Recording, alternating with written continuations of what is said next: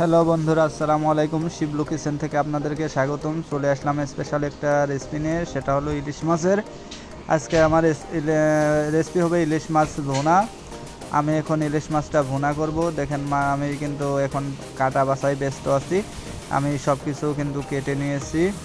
দেখেন টমেটো, পেঁয়াজ, মানে এ টু জেড যা লাগে যাবতীয় জিনিস সব কিন্তু আমি কুচিয়ে নিয়েছি। হ্যাঁ, মাছ কয়টা কেটে ধুয়ে নেব আমি। এই যে দেখেন মাছ মাত্র নিয়ে আসছি। এখন মাছগুলো আমি ধুয়ে সুন্দর মতো কিন্তু ভেজে নিব। দেখেন মাছগুলো কত সুন্দর তেলালা মাছ, চাঁদপুরের ইলিশ। দেখতেই তো খেতে মানে চাই কাঁচাই। যাই হোক, এখন আমি মাছগুলো ভুনা করব। দেখেন আমার মাছগুলো কিন্তু ধোয়া শেষ। আমি একটা ফ্রাই প্যান নিয়ে নিয়েছি। মাছগুলো হলুদ ও মরিচ লবণ মেখে নিয়ে এগুলো আমি এখন হালকা ভাজা দিয়ে নিব। যেহেতু আমি মাছটা ভুনা করব, সেহেতু হালকা ভাজা দিয়ে নিলেই বেটার। আর কাঁচা বাগারের রান্না তো অন্যরকম একটা টেস্ট।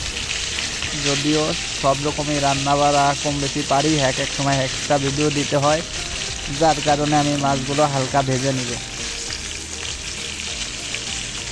এখন আমি একটা কড়াই নিয়ে নিব। এদিকে আমি একটা মশলা, মানে ভুনা মাছের মশলাটা দেওয়ার জন্য একটা কড়াই নিব। আমি কিন্তু এরকম চুলা আস্তে রেখে এখন আমি ভুনা মাছের মশলাটা কষিয়ে নিব। শুরুতেই আমি একটা কড়াই নিয়ে নিয়েছি ও কিছু পরিমাণ তেল দিয়েছি কিছু পরিমাণ পেঁয়াজ।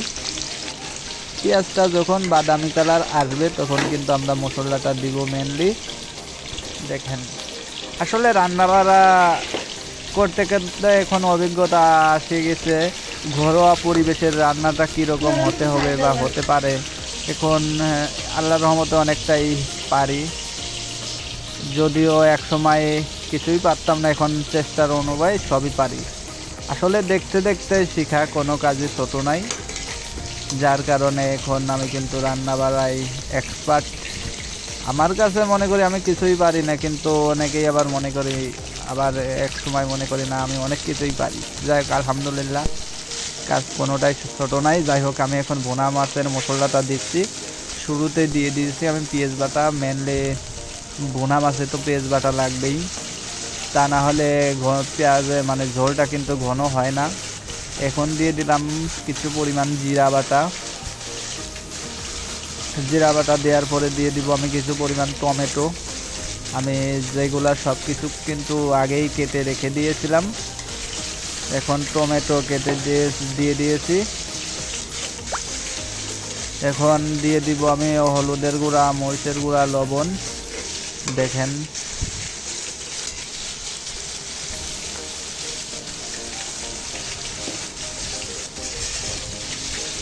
আসলে চুলার জালটা কিন্তু আপনারা যখন মশলা দিবেন অবশ্যই জালটা একটু কমিয়ে রাখবেন, যাতে হাতে তাপটা না লাগে। বা মশলা যেহেতু যখন দেওয়া হয় তেলটা কিন্তু শোন ছিটিয়ে দেখা যাচ্ছে যে কোনো কায়দায় হয়তো আগুন টাগুন লেগে যেতে পারে। আপনারা এদিকে সাবধান থাকবেন। আসলে রান্না বাড়ায় অনেক সাবধানেই কাজবাজ করতে হয়, তা না হলে কিন্তু দেখা যাচ্ছে ছোটো একটা কাজে অনেক বড় ধরনের বিপদ ঘটতে পারে। অবশ্যই আপনারা সেদিকে লক্ষ্য রাখবেন বা খেয়াল রাখবেন। যাই হোক, এখন কিন্তু আমি হলুদের গুঁড়া, লবণ দিয়ে দিয়েছি। এখন একটু পানি দেবো। পানি দেওয়ার পরে আমি মরিচের গুঁড়াটা দেবো, যাতে মরিচের ঝাঁজটা না আসে। আর এই তেলের উপরে দেখা যাচ্ছে মরিচের গুঁড়াটা দিয়ে দিলে সে মরিচের ঝাঁজ কিন্তু ওঠে, দেখা যাচ্ছে নাক তালু জ্বলে, হাসি টাসি উঠে। ঠিক আছে, আপনারা এরকম করবেন। রান্নাবাড়া আসলে মেনলি তো মশলাটা কষিয়ে নেবেন। দেখেন আমার মাছ কিন্তু ভাজা এদিকে চলতেছে। আমি কিন্তু এদিকে মাছটা ভেজে নিচ্ছি সুন্দর মতো, যেহেতু হালকা ভাজা দিব। দেখেন আসলে মশলাটার ভিতর কষানোর ভিতরে কিন্তু মেনলি শেষ। শুরুতে আমার মশলা কিন্তু কষানো শেষ হয়ে গেছে। আসলে মরিচের গুঁড়ো দিয়ে দিয়েছি আমি আগেই। এখন আমি মাছগুলা সুন্দর মতো কষিয়ে নিব। দেখেন আমার মাছগুলা কষানোর পরে আমি এগুলো কিন্তু পানি একটু হালকা পানি দেব কষানোর পরে।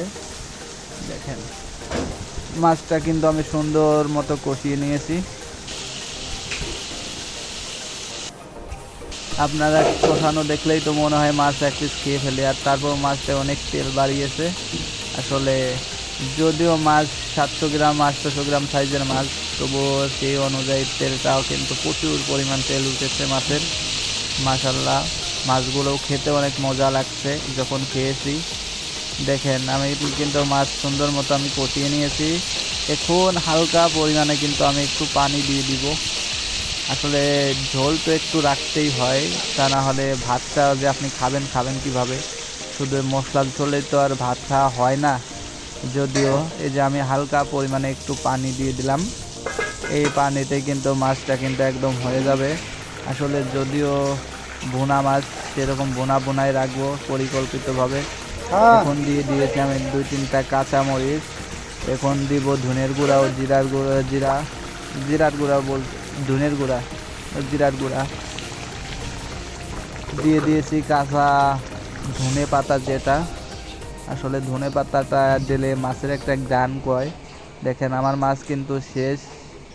কত সুন্দর একটা রেসিপি অল্প সময়ের মধ্যে হয়ে গেল। অবশ্যই আপনারা ভালো থাকবেন। আল্লাহ হাফেজ।